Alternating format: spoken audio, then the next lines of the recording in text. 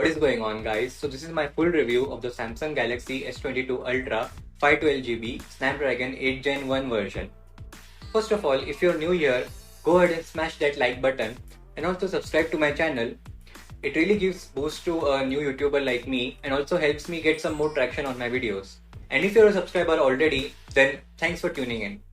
I've got tons of videos coming on the Samsung Galaxy S22 Ultra and also its comparison with the iPhone 13 Pro Max, so stay tuned. Let's break our usual order and start with the performance this time, because I think it is one of the few factors that actually is pulling this phone down from being almost perfect. Luckily this time around in India here we get the Snapdragon version. I can't be thankful enough because having the Exynos version in the past actually made us feel left behind. But now that I'm using the Snapdragon version, well, it's not much of a difference. High-end games like Genshin Impact, Call of Duty Mobile and Asphalt run with some jitters here and there. Not to forget the ultra heating of the Snapdragon 8 Gen 1 chipset, pun intended.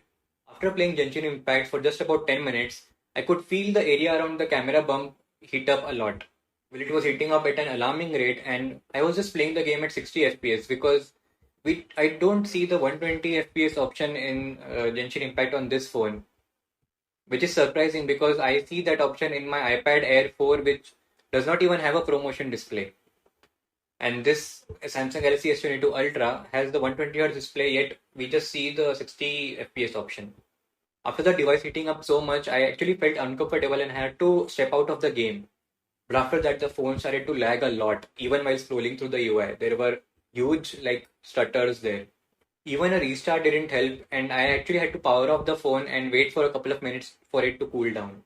Then I checked in the game booster settings. So actually, I had enabled an alternate gaming performance mode in the lab section of the game booster. And this seems to be an experimental feature that this phone has, where it actually aims at the highest performance, but also it mentions there that it will cause heating. And it actually turns out that it only causes heating, no performance improvement. But even after turning that off, my gameplay smoothness went downhill after that. I mean, I know that this game is a seriously heavy game, but on a flagship device like this, we expect it to run smoothly. So this is really bad actually. But yes, other games like Call of Duty Mobile on the highest settings also did not cause any lag as such. I think it's just Genshin Impact that actually is the heavy game, and I think it only runs smoothly on iOS devices because this S22 Ultra being the highest end Android flagship device, still it has issues and does not have a smooth gameplay. Talking about video editing, I just can't wait for LumaFusion to drop on Samsung devices, because I always use LumaFusion on my iPad Air and also my iPhones to edit videos, because I think it's the most powerful video editor on mobile devices or tablets. When it comes to Android, I used to use Power Director, and even in the older Samsung Galaxy Ultra flagship phones, I used to use the Power Director. But lately, it has been lagging a lot. My last 4K video, which I had on YouTube, so while editing that video in Power Director, I actually could not even scroll through the timeline. But luckily, I found KineMaster or KineMaster, whatever it's called, that is actually powerful enough. I did not know that before, and that actually helped me edit that video and have multiple 4K layers also smoothly, and the rendering times are also respectable. So overall performance wise, the phone is a hit or miss. You sometimes and almost like 50% of the times don't get a buttery smooth performance like you would expect from a flagship device. And I think this has also to do with the software. Believe me, One UI has come a long way, and I think it is one of the best Android skins out there. Yet there are still many optimizations that I wish it did. Better RAM management, smoother animations, because let me tell you, in my opinion, I would prefer 60Hz iPhone rather than a 120Hz Samsung device, because it just feels heavy and jittery. Even scrolling through the UI is not buttery smooth. Something which software updates can definitely fix, so still hoping for that. It has amazing customization features, inbuilt pro-level photo and video editing tools, but the utility that comes out of these features is not consistent. iPhones with just one tap on a photo can actually, and this stays consistent, that they can actually accurately read the text from that photo. Whereas on the Samsung device, you have to do a couple of extra steps to get that. And sometimes it is a hit or miss again. So I think the iPhones have a more user-friendly utility implementation more than the Samsung. Not to complain though, but I think Samsung should focus on perfecting their existing features rather than putting on new and new features in each of their newer devices. And they can, I think, probably focus more on consistency rather than having more features, because there are tons of things that in day-to-day life not most people would use them, but especially iOS devices usually implement those features which work perfectly well, and also most people would use in day-to-day life. Talking about the S Pen that you now get inside this phone. Well, I'm not a note-taking person, nor do I do drawings, but the applications where I use the S Pen is for photo and video editing, and even scrolling through the UI, also taking screenshots and writing over them some notes. The S Pen I think is a good to have feature, but I think only for those who are long time note users and who prefer writing more than typing. For others, it might not be something that you use and might even forget after a couple of weeks. Samsung claims to have reduced the latency to 2 milliseconds, but believe me, I don't see much of a difference actually. So when I compare it with the Apple Pencil 2 on my iPad Air 4, which does not have a ProMotion display, on that also I feel some latency because that latency is there. So this device with the minimum latency in the world out there of 2 milliseconds, still sometimes I do feel it lagging a bit. Even with that latency, if you're looking out for that latency, you will feel it. I know that it predicts your movement and tries to make it faster, but while actually writing, the type of experience that you get while using an Apple Pencil 2, it's almost around the same. So if you're thinking about that latency thing, then don't think and do not just prefer this device over the higher latency options. Some reviewers do say that instead of Samsung putting this S Pen inside the phone, they could have provided it as an extra accessory like they did with the S21 Ultra and make a bigger battery. Well, I think 5000 mAh is good enough to, well, if you optimize it well. And I think the S Pen is a good to have feature, especially at this price point. Coming to the design, I think it is one of the most best feeling designs, most premium feeling designs today. Its cleaner camera housing look actually separates it from other devices, and even its own S22 and S22 Plus series, where the Samsung, where the camera design, the camera bump design has actually become very common in most devices out there. But this one actually makes it look different and unique. Phone also feels premium in hand, and something Samsung has done with the weight distribution on this one, that you don't actually feel fatigue in your hands even after using for longer periods of time. And this is a complaint I actually had with the older Samsung Galaxy Ultra devices, especially the S20 Ultra. If you would have seen my reviews, I have already used to complain about the fatigue that it caused in my hands because of its because of its poor weight distribution. But on this one, they have done it well, and it does not feel that heavy. Now, even though this has Gorilla Glass Victus Plus on both the front and back, glass is still fragile, and no matter in which year you are, if it's made out of glass, I would still recommend you to get a case on it and also a screen protector, which I've done right from day one. The device does feel delicate, and I would definitely recommend you to, like, as soon as you get it, put on a screen protector and a case. Talking about accidental touches, now surprisingly, even though this has the curved display, surprisingly on this device I have hardly had any accidental touches. So props to Samsung on that. Coming to the display, well, Samsung displays have always been industry leading, and this one is no exception. Ultra brightness level is unmatched. However, I would recommend to use the natural color profile because the vivid profile in some cases can get too saturated and also hurt your eyes. So I would recommend to tweak the display settings as per your liking and comfort. 120 Hz on this phone is adaptive, which is great for battery life. Something I mentioned in the performance section as well, that there are some jitters even while scrolling through the UI, and that 120 Hz does not actually give a smoother experience, especially on this phone. I just hope it was as flawless as the ProMotion display on iPhone 13 Pro and 13 Pro Max. And I think the software does not allow it to be as smooth as it can be. Speakers are ample loud, no complaints there.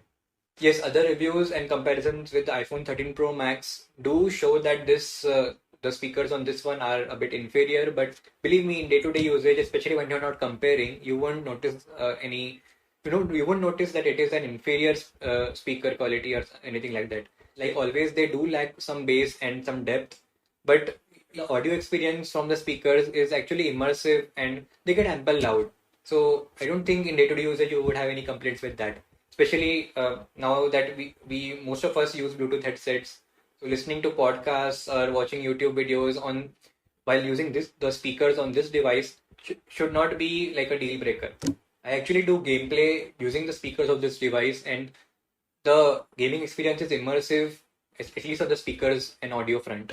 Call quality is adequately loud, but I've noticed that only on this phone I tend to get SMS messages a bit slower or a bit late, I can say, because I have the same SIM and also tried putting the SIM back again. But still, if I'm trying to make some card payment and I'm trying to get that OTP, it takes a while to get that SMS message. And with the same SIM and in the same area, it does not happen on other phones, and especially my other iPhone 12. I'm not sure who exactly to report this to because it happens only on this device. But yeah, I'll start with the SIM carrier provider first, and I'll let you guys know in my future videos. Wi-Fi reception, on the other hand, is better than my iPhone 12 and even my laptop, Windows laptop that I use. So in the areas at my home where sometimes with the iPhone 12 and my laptop where I did not get Wi-Fi reception and the phone used to switch to LTE, in those areas also I'm getting Wi-Fi reception on this phone, so which is a big thumbs up. Talking about the battery, I am just waiting for the battery to improve. Yes, I'm still waiting. I mean, other reviewers have said that after 2 weeks of usage, the battery life improves, but I am still waiting for that to happen. It has finished learning my daily usage patterns, but battery optimization still haven't translated into my daily usage yet. Now it does show me that a full charge would last me about 22 hours depending on my usage, but it does not last even that much. I consider myself a heavy user and I can still make this phone last a day, but the area where this battery life is in confidence because I'm not much confident about the battery life. So, for example, one morning I had charged it to 95% because I never charge it to 100% to preserve battery health. So, starting my day from 95%, I had gone out, used Google Maps, had taken some photos and videos, and about until 5 p.m., my battery percentage was 50%. So, I lost about 40% there. Now I still had places to go to and stuff to do, and even though that 50% could have lasted me till the end of day, but still I was not that confident enough because the way the battery was draining, I just found it safer to put it on charge again. That's the thing about the battery life on this phone. I don't trust it. Even if it was my older iPhone 12, I knew that because of that amazing standby time, I could easily make the phone last till the end of the day. But for this phone, especially Android and One UI, still does a lot of things in the background and the battery drains a lot. However, one day I did try to like turn off always on display, and I also brought down the display to 1080p and 60 hertz, and also turned on dark mode. So with those settings, I was able to get through the full day, uh, that too outside on LTE network.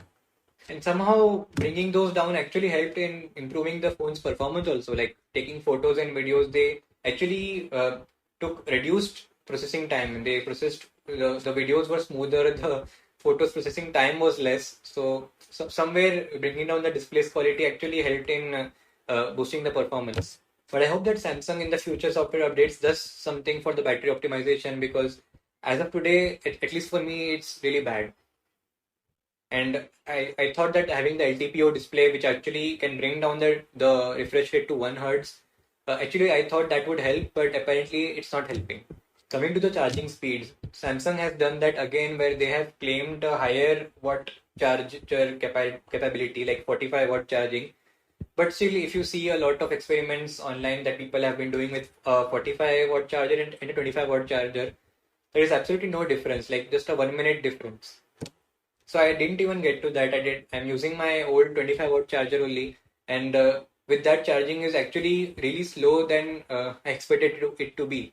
Because it should at least like at till 80% should charge really fast, and after that it can slow down. But it does not do that. Like consistently, I'm seeing that it charges very slow. Paired with bad battery life and my heavy usage, I find myself charging most times of the day when I'm at home and using battery saving features when I'm out. Finally, let's talk cameras. Let's quickly start with the selfie camera. I think it has improved quite a bit from the last generations and captures a lot of details. Also, less blurry shots this time. Color science is also better, doesn't smoothen out the face that much like it used to previously. Videos coming out of the selfie camera are also quite detailed, but the colors turn out to be a little soft, so nothing that you can't fix in post, but still, that's there. Overall, I have no complaints with the selfie camera. Now, coming to the back, let's get the zoom capabilities out of the way because they are simply out of this world as always. Stabilization while zooming has improved quite a bit, and now it results in less blurry shots. Ultra wide camera also captures good details. Well, in low light scenarios, it still struggles a bit, but in medium lit conditions, it's fine. Macro mode is good to have, but it's nowhere near the iPhone 13 Pro Max's macro mode. With the iPhone, you can get even more closer, and with the S22 Ultra, you usually get a bit blurry macro shots. I think 40% of the times I got good macro shots, especially when there is ample of light around. In low light scenarios, it mostly, especially on the edges, it came out blurry. The main camera is the best I've seen on any Android smartphone. Now, shutter lag has always been an issue, and this time around it's still the same. I found myself getting used to taking burst shots or motion photos in order to get rid of that, in order to cater for that shutter lag, because just taking the single shot, sometimes I captured the wrong moment because it did not capture what it was showing me. It took a shot later on because of the shutter lag, obviously. Now, this time around, Samsung and Apple have reversed their color profiles, with the S22 Ultra giving out a more natural looking photo and the iPhones giving out a more saturated photo. But again, somehow the iPhone does it better with not saturating it too much like the previous Samsung Galaxy smartphones used to do, because that really made the photo look fake. S22 Ultra no doubt gives natural looking shots, but this actually does not work well in low lit scenarios.